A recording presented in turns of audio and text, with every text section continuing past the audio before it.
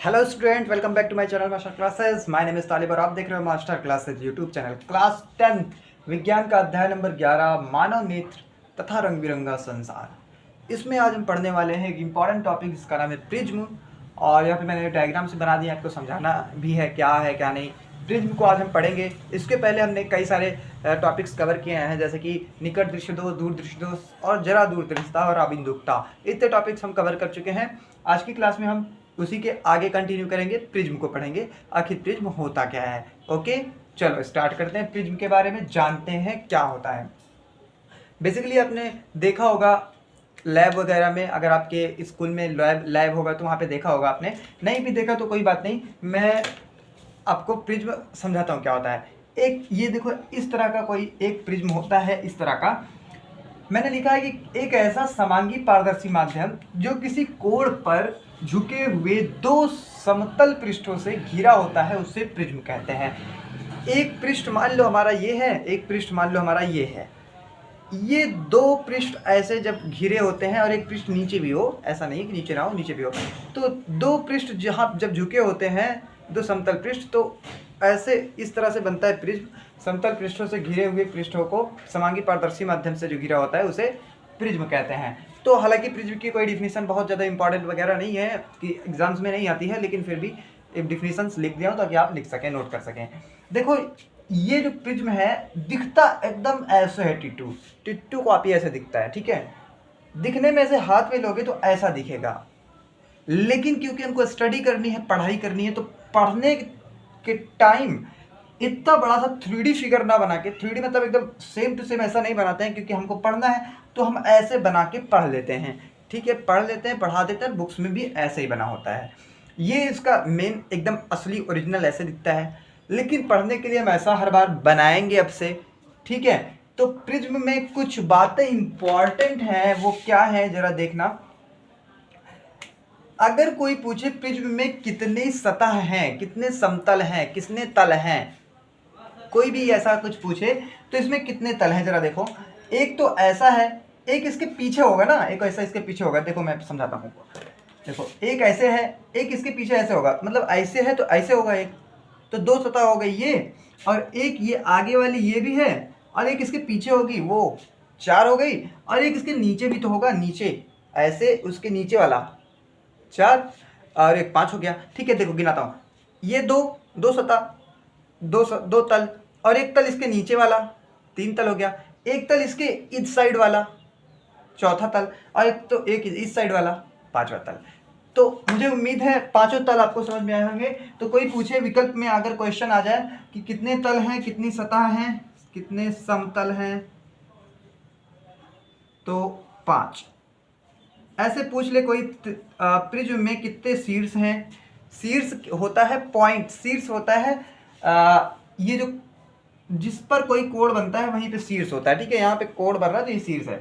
एक शीर्ष ये है, एक शीर्ष ये है, एक शीर्ष ये है, एक शीर्ष ये है, एक शीर्ष ये है, और एक शीर्ष उसके पीछे भी होगा, ये वाला, ठीक है ना। बात समझ आई। तो कुल कितने शीर्ष हो गए? 6। तो शीर्ष कितने हैं? 6। समतल या फिर तल सतह है कितनी है? 5, ठीक है ना। प्रिज्म कोण क्या होता है?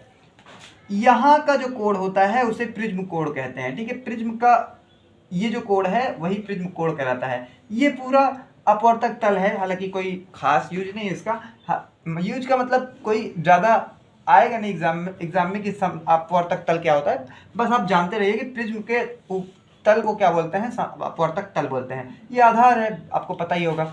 आइए अब बताता हूँ प्रिज्म से होता क्या है। प्रिज्म से मुख्यतः 2 काम होते हैं।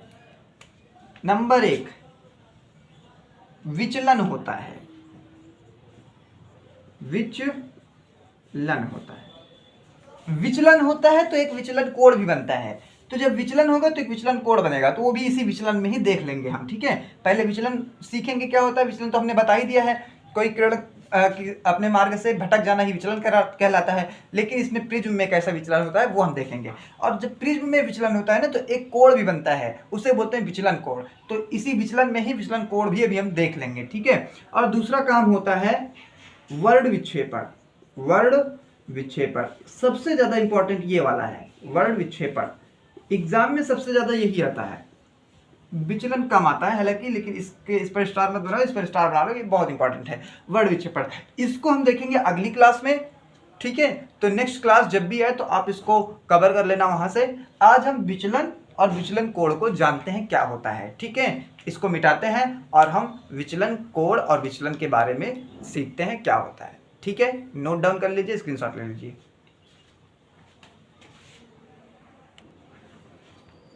हाँ तो आइए अब देखते हैं विचलन होता क्या है। विचलन क्या होता है, जब कोई प्रकाश किरण किसी प्रिज्म पर आपतित होती है तो अपने मार्ग से भटक जाती है, उसे ही विचलन कहते हैं। आपने प्रकाश के परावर्तन वाले चैप्टर में पढ़ा होगा अपवर्तन का नियम। जब कोई कि प्रकाश किरण एक माध्यम वायु है मान लो यहाँ पे, इसके अंदर प्रिज्म के अंदर जो कांच है उसका माध्यम कुछ और होगा, तो जब एक माध्यम से दूसरे माध्यम में प्रकाश किरण जाती है तो अपने मार्ग से भटक जाती है, इसे विचलन कहते हैं। वहां भी बताया था और यहाँ भी बता दे रहा हूँ। जब कोई प्रकाश किरण किसी प्रिज्म पर आपतित होती है तो वह अपने मार्ग से भटक जाती है, मतलब थोड़ा सा हट जाएगी अपने मार्ग से, इसे ही विचलन कहेंगे। मतलब ऐसे जाएगी ऐसे हट जाएगी, इसको विचलन कहते हैं, ठीक है। विचलन हो गया, समझ आया। अब विचलन कोण क्या होता है। अच्छा ये विचलन हुआ क्यों देखो कांच का जो अपवर्तनांक होता है, ये जो प्रिज्म है वो कांच का ही बना होगा। कांच का अपवर्तनांक वायु के अपवर्तनांक यानी कि निर्वात से ज्यादा होता है, ठीक है। वायु के अपवर्तनांक से ज्यादा होता है। जब कोई तो ज्यादा होने का मतलब, इसका मतलब ये सघन माध्यम है और ये विरल माध्यम है। सघन माध्यम और विरल माध्यम, जिसका अपवर्तनांक ज्यादा होता है उसे सघन बोलते हैं और जिसका अपवर्तनांक कम होते हैं उसे विरल बोलते हैं। जब कोई विरल माध्यम से सघन माध्यम में जाती है कि प्रकाश किरण, तो अभिलंब की ओर झुक जाती है, ठीक है। अभिलंब की ओर झुक जाती है। तो यहाँ से कोई किरण ऐसे गई, मान लो यहाँ पे आपतित हुई। अब इस पर अभिलंब खींचते हैं, अभिलंब, तो अभिलंब ऐसे होगा इस पर, ठीक है। तो अभिलंब ये है तो अभिलंब की ओर थोड़ा सा क्या होगी, झुक जाएगी। तो यही अपवर्तन का नियम भी था, सॉरी यही सघन माध्यम और विरल माध्यम में जाती है तो क्या होता है क्या नहीं होता, तो उसको मैंने समझाया भी था। विरल माध्यम से सघन माध्यम में जाती है तो अभिलंब की ओर झुक जाती है, ठीक है। ये बात आपको समझ में आ गई होगी। आइए अब चलते हैं विचलन कोण क्या होता है उसको जानते हैं। आपतित किरण और निर्गत किरण के बीच के कोण को विचलन कोण कहते हैं। इसे डेल्टा, ये डेल्टा कहीं और जैसे कि ग्रीक भाषा का शब्द है डेल्टा, ग्रीक का होगा या फिर ग्रीक का होगा, हो सकता है, हाँ ग्रीक भाषा का ही शब्द होगा या लैटिन भाषा का शब्द होगा। डेल्टा है, बस आप इतना जाने कि ये डेल्टा से प्रदर्शित करते हैं, ठीक है। किस कोण को, विचलन कोण को। ये तो आपका प्रिज्म कोण है, प्रिज्म कोण को विचलन कोण मत कह देना। अब देखो हम प्रिज्म कोण देखते हैं, इसको विचलन कोण होता क्या है। आपतित किरण, इस पर पहले आपतित करा लेते हैं कोई किरण, ये किरण आपतित कराई हमने। आपतित किरण क्योंकि इसका अपवर्तनांक ज्यादा है इसलिए अभिलंब की ओर क्या होगी, ये किरण आपतित होने पर झुक जाएगी अभिलंब की ओर।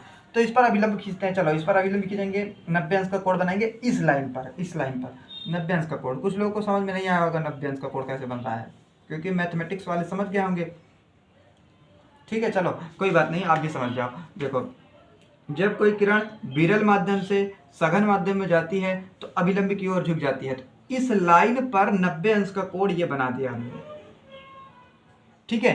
अब ये इसके तरफ झुक जाएगी, मतलब जाना था इसको इधर, देखो कैसे जाना था उसको ऐसे सीधा चले जाना था, ऐसे जाना था उसको, ऐसे जाना था, बट वो ऐसे ना जाके थोड़ा सा झुक जाएगी, ऐसे चली जाएगी, ऐसे, ठीक है, ऐसे चले जाएगी। अब क्या होगा, जब विरल माध्यम से सघन माध्यम में जाती है कोई किरण तो अभिलंब की ओर झुक जाती है। यह अभिलंब था उसकी ओर झुक गई।